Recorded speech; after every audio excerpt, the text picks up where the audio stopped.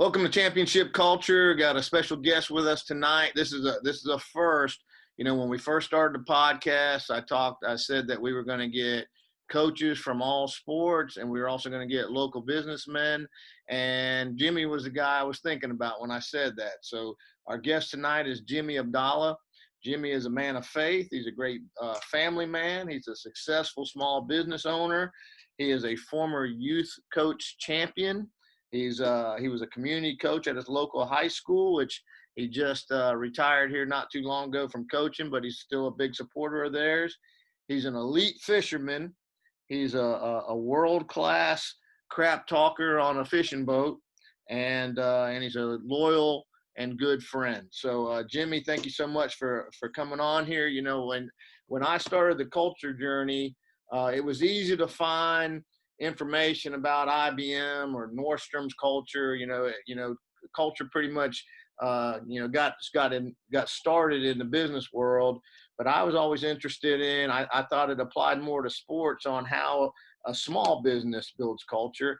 And so you're going to enlighten us tonight and pull back the curtain and show us how things work. So question number one, can you give a 1-minute elevator introduction? Well, you did pretty good there, Joe, but I'll go ahead here. I am Jimmy Abdalla.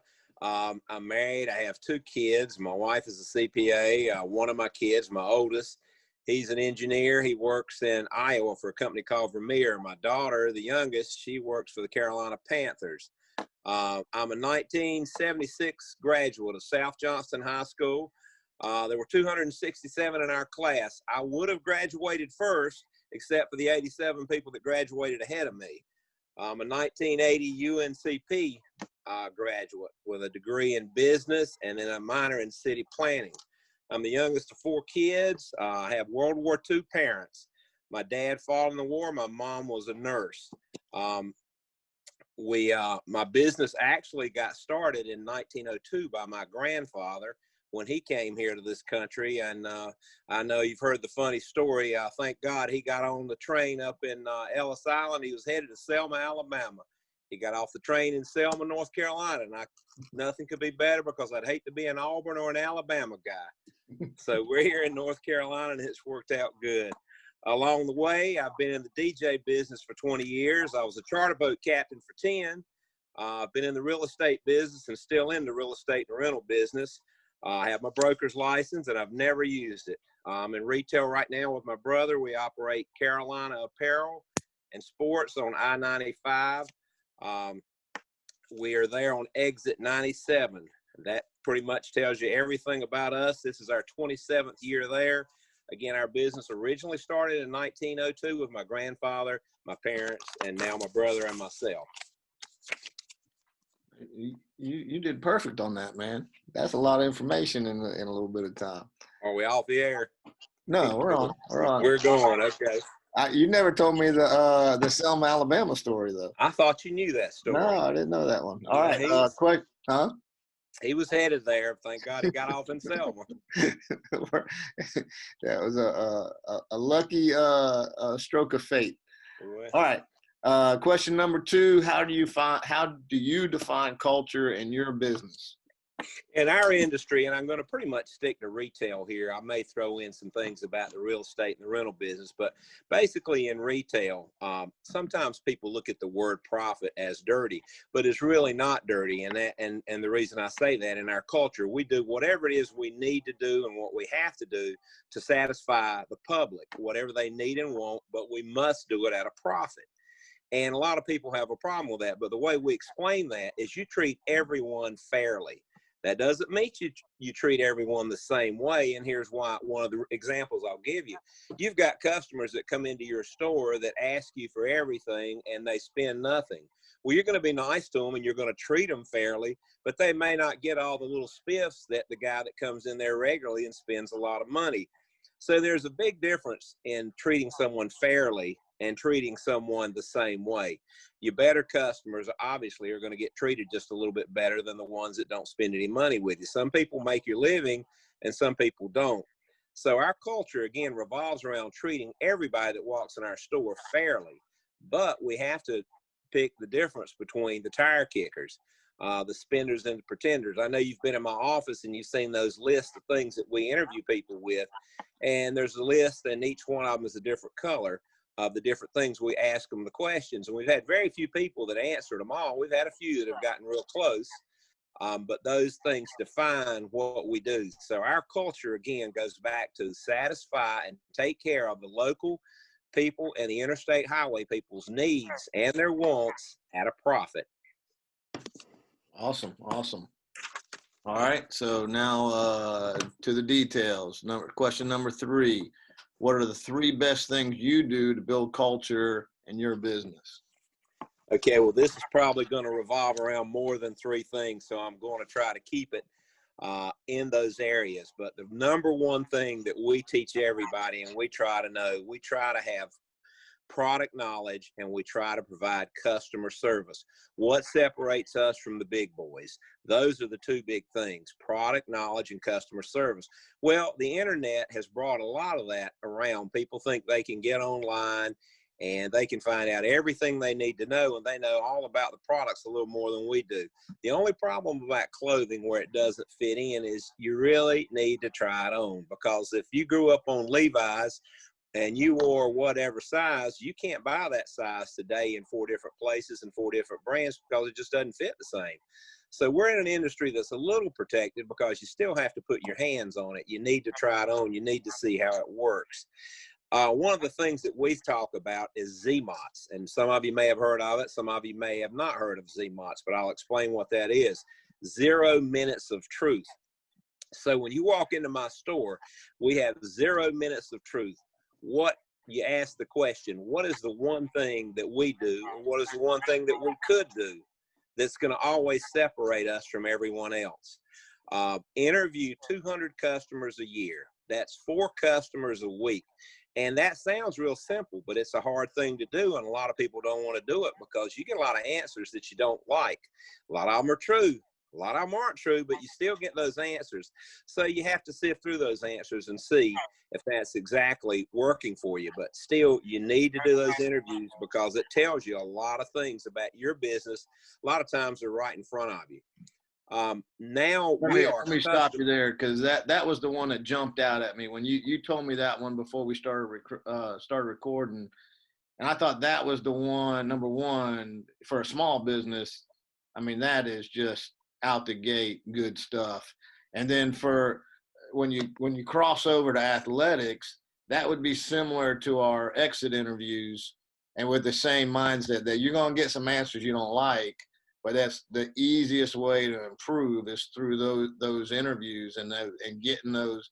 You have to ask the customer, you have to ask the kids, and then you got to respond to what they're saying. And you said before about you got to filter out some of it, but you're going to get gold in those responses if you're looking to improve your program or your business.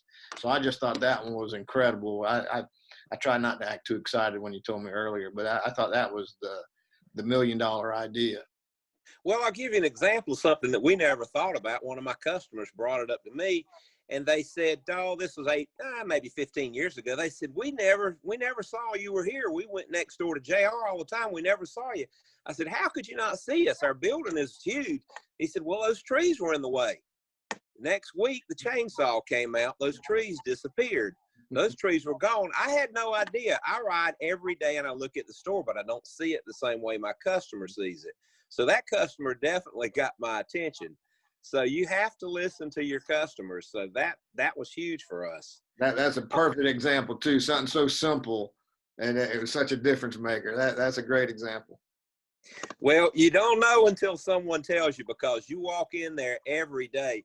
If your desk is a train wreck, you know it's the train wreck, but you don't notice it because you see it every day. And you know that list is somewhere in that pile. As long as no one bothers it, you know it's there. But when someone else has to find that list, maybe you need to keep your desk a little more tidy. You just need to hear that sometimes from someone else.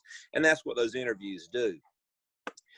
What other things separate us from our competitors? Because we do have competitors out here. So you have to ask yourself, what are those things? you have to ask yourself, what does the customer define my store as? How do I differentiate myself from everyone else? Well, that's a personal thing. When we sold big men's, which we don't sell anymore because the customer base just continues to shrink. But when we did sell big men's, what did the guy think when he came in my dressing room? We had some people that weighed over 600 pounds. So we had to put a new type of seating in our dressing room because we had people falling there. We had to call the rescue squad to get them up. So what did that big guy think of my store? What does the small guy think of my store? You have to ask all these questions. How does it feel when you walk in my store? How does it feel when you shop? That's very important. You need to know how that customer feels because they need to feel good. How quickly are they greeted? We tell everyone they must be greeted immediately. Now, with this pandemic going on now, we have a new greeting. We welcome them into the store, and we have a bottle of hand sanitizer at the door, and we say, if you don't mind, please get a squirt there. And everybody, I'd say probably in the 4 months we've been doing it, we may have had a couple of people that didn't want to do it, and we're okay with that, but we ask them all. We want everyone to smile and acknowledge the customer. Even if you're busy with someone else, always smile. It doesn't cost you anything to be nice. Doesn't cost you anything to smile. Doesn't cost you to welcome them into your store. Then you need to eliminate pain points. Everybody's got pain points. Well, you go back to your survey. Maybe you don't know what those pain points are. Well, in our business, no signs are pain points. No this, no that, no checks, none of this, none of that, no this. You don't want to have a lot of that around because that creates pain with the customer. Do you have store policies? Absolutely you do, but you don't want to just rub them in somebody's face to make it an uncomfortable place to shop. Why should I do business with you is a huge question. Why am I getting them into my store? How can I get them away from someone else? How do I take care of them when they get in there? It's a question you have to ask, and you have to make yourself special and unique, which takes me to the final part of this. What do I do to make them feel special? What do I do to make my store unique? What do I do to make the experience memorable? And we've looked at everything from popcorn, and I know a couple of hardware stores did popcorn, and I thought, man, that's great. You walk in there and you smell that popcorn, that's great. Well, in a store, in a clothing store with carpet, it doesn't work so well because popcorn brings mice and it brings bugs. So we opted away from that. Well, during the pandemic, we were closed of employees for about 3 months. So it was my brother and myself running the entire operation for those 3 months. Well, we knew we had soft drinks at the door and water at the door. And with the customer base shrinking, we knew that they were going to go bad. So we just started giving everybody that walked in there a soft drink or a bottle of water. And it was amazing what that did for people. They were so excited and so happy. So now when people walk in there, if they look like they're hot or sweating, we're immediately putting them on water and soft drinks. Does it cost us some money? Yeah, but it pays for itself in the long run. Another thing that we always try to remember in our business is always changing. If you remember way back, we were really big in the suit business. We sold a couple of hundred suits a month, and that was huge. Well, if you think about it, when was the last time you actually bought a suit? When was the last time? It's probably been a while. And here's one of the reasons why. When I was a kid growing up, you didn't go to church without a tie on. It just didn't happen. And now when you go to church, probably special occasions is the only time you're going to see a suit or even a tie. What are we selling more of now? We're selling more shorts and T-shirts. So when you walk in the door, you're going to see more T-shirts in our store than you're going to see anywhere. Another thing that we really preach, and we teach our employees this, and this is something that crosses all lanes, treat the janitor and the yard man and the plumber as well or better than you do the preacher, the teacher, or the politician, because those people are the ones that are the backbone of your business. You know, I like to say all the time to anybody that'll listen to this, and this is one of my few, I've actually come up with a lot, you know, but this is one of my favorite sayings. I'd rather be with a friend that's going to help me change a tire if I have a flat than somebody who's going to call AAA. So you always need to be nice to those people that are going to help you change that flat rather than the person that's going to call AAA. Jimmy, that was fantastic. The how does it feel question, that relates directly to coaching. You know, how does it feel to be coached by me? How does it feel to be in this program? Acknowledging and welcoming customers and Our customers are our kids and our parents. The pain point idea, that's gigantic. Identifying pain points in your program.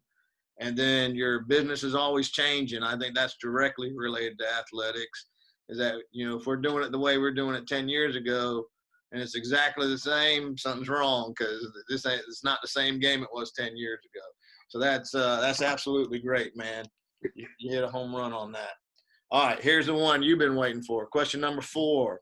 What do you know now that you wish you knew when you first got started?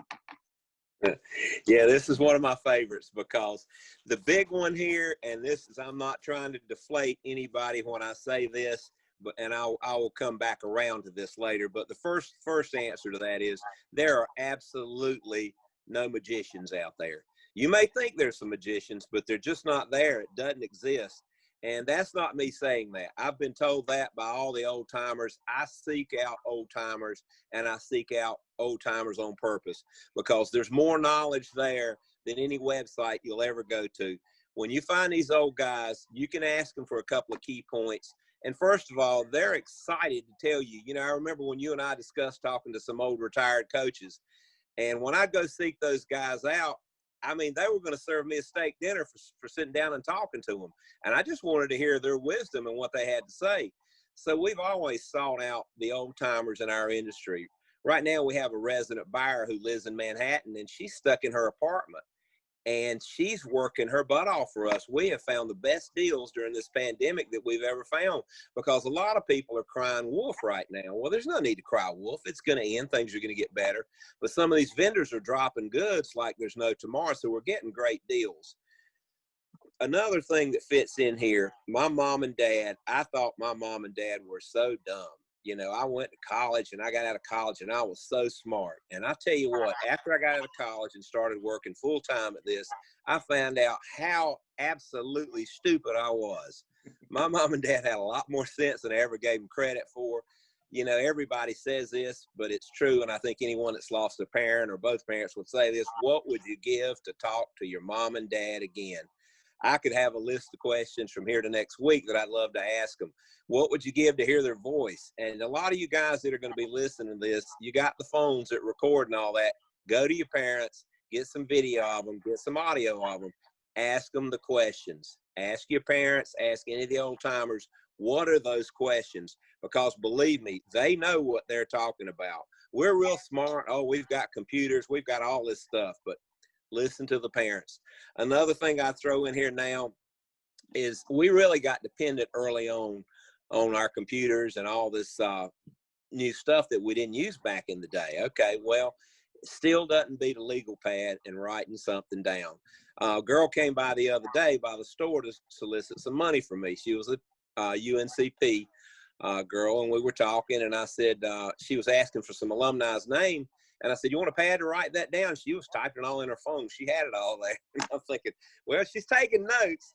But the problem with taking notes on your phone versus a pad, a lot of people don't think about this. You're doing a lot of other things on your phone. When it's written on a pad, that's all that's on that pad. So it helps you concentrate more if it's written down. And I scream at the coaches now that I'm around, they've got it on their phone. Get it off the phone, get it on a piece of paper, get it laminated, hang it around your neck where you can see that. You don't need to see who's sending you a message from somewhere else. In my industry, I don't need to know what another store is selling. I need to know what's moving out of my store. And that's one of our cornerstones is these 4 walls. Doesn't matter what's going on outside of there. I can't pay my bills if Belks is doing this or if this store is doing that. I can only pay my bills based on what we're doing out of our store. And then the most important one, I guess, that everybody says it, but it sounds so easy, and it is, but it's harder to do, and that's hard work. You got to be willing to put in the work, and everybody knows what that is. What have you done during this pandemic to get ahead of your competition? And if you ask me that, I'm going to say, well, there were several days that we took rooms and we did certain things. We just put in a brand new Carhartt store, and it opened right in the middle of this pandemic. And so we obviously haven't had a grand opening. So I've scrubbed the bathroom with Clorox to make it sterile. I've run wiring. I've nailed. I've done all kinds of things that I haven't done in a long time, but I was there. I wanted to get ahead of my competition. A lot of my competition shut down. I thought, man, that's great because the customers that are there, I'm going to get. So hard work is still the answer among a lot of things when people are asking those questions. Still goes back to forget the magicians. They're just not there. And when you see one in our business, watch your wallet. They're coming for your money.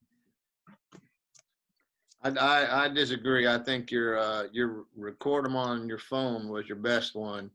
What would you give? I had an aunt who passed away right at the beginning of the pandemic, and her son had several voicemails from her, and he played one, and it was the best thing in the world. And I actually had a few of my mother on my phone, and I accidentally deleted, I did one of those where I cleared them all and had accidentally cleared hers.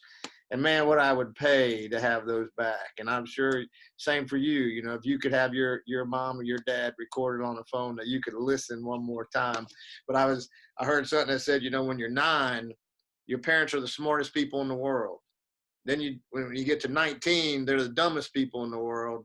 And then when you turn 39, they're the smartest people in the universe. So yeah, I'm right there with you. They absolutely. They get smarter and dumber, and then all of a sudden you figure out they were geniuses the whole time. So again, man, perfect. Last one.